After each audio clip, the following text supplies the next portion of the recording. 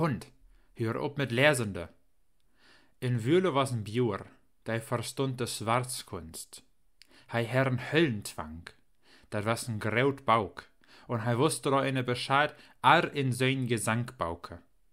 Hij kreichet vorken her und lauser inne, und denn wenn der Geister kommen würden, die Raupenherre, und er so wieder weggeschickt, slaute dat Bauk immer wieder in Schap. Einmal war so noch ein Fälle gorn, und her dat Bauk in Gedanken op den Tische liegen laten. Der Rohrmaker joten Derpe woll wat mit overlegen, und gungt deswegen noch so in Huse. Arne Butten nicht sach, meine hij würde wohl in das Stube und gungt da herin. Da was aber neine Seele, bloß ein dick Bauk lag op den Tische. Wenn judische Menschen Bauk sach, denn konne sich nicht bargen, hij musste erst einmal in lesen. Und so sette hij sich auch nie gleich hinter den Tisch und funk an zu lesen.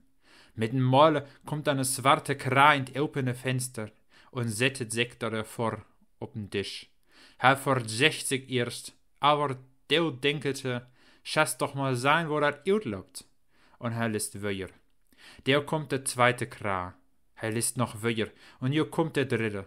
Hier noch eine und noch eine. Und der Menschen verlüsten Kopf und list in seiner Not noch weiter. Und immer kommt noch eine, bittet Elm sind. Der dat sagt der Tür op und der Bjur störtet in des Stuben. Hund, sechte, hör op mit Lesende, wat richtest du mich vor ein Unheil an? Ich habe den Fälle mit der Angst kriegen und ich möchte nach Haus. Und es dein Glücke würde 12. noch gekommen, denn Herren sie dich gefroget, und Herren sie denn nicht antworten könnt, denn Herren sie dich den Hals umdraht. Mit des kreiche dat Bauk her und los wieder trüge, und der flog erst eine Kra wieder weg, der eine andere, und hij los so lange wieder trüge, bis der letzte weg was.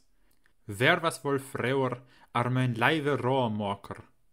Der lusten sich mit Dingen taube Mengen, deine nix angingen, der was eine gründlich vergoren.